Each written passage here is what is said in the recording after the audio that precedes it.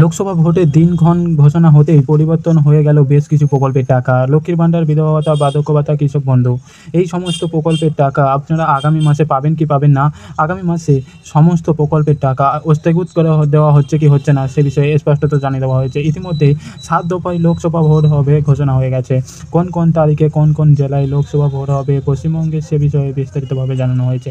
কিন্তু তারই সঙ্গে জানানো হয়েছে লোকসভা ভোট চলাকালীন বা লোকসভা ভোটের মাসে প্রকল্পের টাকা সাধারণ জনগণের কাছে ছাড়া যাবে কি যাবে না। প্রকল্পের টাকা সাধারণ জনগণ পাবে কি পাবে না। যাদের বর্তমানে আধার কার্ড, রেশন কার্ড এই সমস্ত কাগজপত্র ঠিকঠাক নেই তারা টাকা পাবে কি পাবে না সেই সমস্ত বিস্তারিতভাবে জানানো হয়েছে। কারণ লোকসভা ভোটে সমস্ত মঞ্চে মণ্ডলে একাংশ এই লোকসভা ভোটের জন্য সামিল হচ্ছে। সেই জন্য তাদের দ্বারা এই প্রকল্পের টাকা হস্তান্তর করা হবে কি হবে না সাধারণ মানুষের কাছে বিস্তারিতভাবে জানিয়েছে লোকসভা নির্বাচনের কমিশনার। এবং সেখানেই স্পষ্টত জানানো হচ্ছে ভোট ঘোষণা হওয়ার পর কমিশনের হাতে কোন কোন ক্ষমতা চলে গেল, নির্বাচনী আচারবিধি কি বলছে। 7 দফায় হবে অষ্টাদশ লোকসভা নির্বাচন, দিনক্ষণ ঘোষণার সঙ্গে সঙ্গে জারি হয়ে গেল নির্বাচনী আচারবিধি কি। এই নির্বাচনী আচারবিধি কেন মানতে হবে এবং সেখানেই স্পষ্টত জানানো হচ্ছে শনিবার ভোটের দিন ঘোষণা করলে নির্বাচন কমিশন 7 দফায় হবে অষ্টাদশ লোকসভা নির্বাচন, দিন ঘোষণার সঙ্গে সঙ্গে জারি হয়ে গেল নির্বাচনী আচারবিধি কি। এই নির্বাচনী আচারবিধি কেন মানতে হবে। নির্বাচনী বিধি হলো কিছু নির্দেশ যা জারি করেছে নির্বাচন কমিশন। স্বচ্ছ এবং অবাধ নির্বাচনের কারণে এই নির্দেশিকা জারি করা হচ্ছে। নির্দেশিকা জারি করার পর থেকে প্রার্থী রাজনৈতিক দলগুলি থেকে মানতে হবে কিছু বিধি।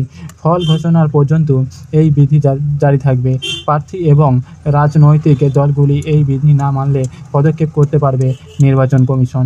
তাহলে বর্তমানে যে ভোট ঘোষণা হয়ে গেছে তার কমিশনার কিন্তু সরাসরি সমস্ত দল এবং প্রার্থীদের কিছু বিধি নিষেধ জারি করে দিয়েছে এবং তাদের বাধ্যতামূলকভাবে সেই সমস্ত বিধি নিষেধ মানতেই হবে। নির্বাচনী আচারবিধি জারি হলে কি হয়, নির্বাচনে দিন ঘোষণা হলে প্রার্থীরা কোনো আর্থিক অনুদান দিতে পারবেন না।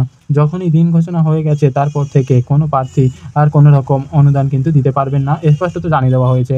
সঙ্গে আরও বলা হয়েছে এই নির্বাচনী আচারবিধি জারি করার পর থেকে সরকারও কোনো জনমোহিনী প্রকল্প ঘোষণা করতে পারবেন না, ভিত্তিপ্রস্তর স্থাপন করতে পারবে না, প্রশাসন পরিকাঠামো ও উন্নয়ন সংক্রান্ত কোনো প্রতিশ্রুতি দিতে পারবেন না, যেমন সড়ক নির্মাণ, পানীয় জলের ব্যবস্থা করা প্রতিশ্রুতি দিতে পারবেন না ভোট ঘোষণার পর। অর্থাৎ লোকসভা ভোটের দিন ঘোষণার পর থেকে আর কোনো রকম উন্নয়নমূলক প্রকল্পের ঘোষণা যেমন হবে না, সড়ক নির্মাণ, পানীয় জলের ব্যবস্থা এই সমস্ত প্রকল্পের প্রতিশ্রুতিও কিন্তু দিতে পারবে না কোনো রাজনৈতিক দল বা কোনো প্রার্থী। নির্বাচনী আচারবিধি জারি হলে সরকারের ক্ষেত্রে সাময়িক নিয়ম বন্ধ করা হবে।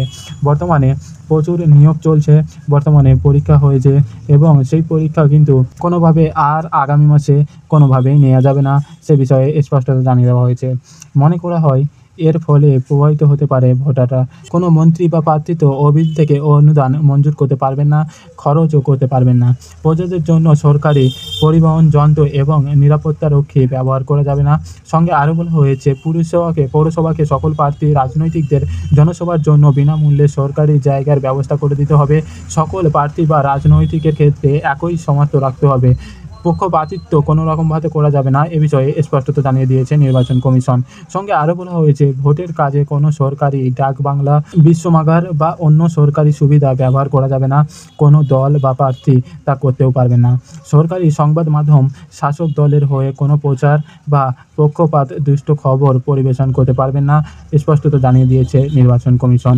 ভোটারদের প্রভাবিত করতে কোনো জাতি বা ধর্মের মানুষের আবেগকে ব্যবহার করা যাবে না, কোনো আবেগে আঘাত করা যাবে না, ভোটারকে প্রভাবিত করা বা ঘুষ দেওয়া বা গুজব ছড়ানো যাবে না, এ বিষয়ে স্পষ্ট জানিয়ে দেওয়া হয়েছে। সঙ্গে আরও জানানো হয়েছে 1960 সালে কেরালে বিধানসভা নির্বাচনের প্রথমবার এই নির্বাচনের আচরণবিধি জারি করা হয়েছিল। ওই ভোটে সাফল্য পাওয়ার পর 1962 সালে লোকসভা নির্বাচনে গোটা দেশে এই বিধিনিষেধ জারি করেছে নির্বাচন কমিশন। 1991 সালে লোকসভা নির্বাচনের সময় থেকে কমিশনের সিদ্ধান্ত নেয় গোটা দেশে আরও কড়াভাবে জারি করা হবে আচরণবিধি। তার আগেই বারবার এই আচরণবিধি লঙ্ঘন বা দুর্নীতির কারণে এই সিদ্ধান্ত নিয়েছে সরাসরি কমিশন। কিন্তু বর্তমানে লক্ষ্মীর ভাণ্ডার, কৃষক বন্ধু, বার্ধক্য ভাতা বা বিধবা ভাতা এই সমস্ত প্রকল্পের কোনো টাকাই আপনাদের কিন্তু মার যাবে না, অর্থাৎ এপ্রিল মাসেও কিন্তু আপনারা নিয়মিত টাকা পেয়ে যাবেন। কারণ এই প্রকল্পটা এই মাসে বা লোকসভা ভোট চলাকালীন কোনো রকম জারি করা হয়নি। এই সকল প্রকল্প বিগত কয়েক বছর ধরে চলে আসছে, তাই এই প্রকল্পের সাথে লোকসভা ভোটের কোনো রকম সংযোগ নেই বা সম্পর্ক নেই।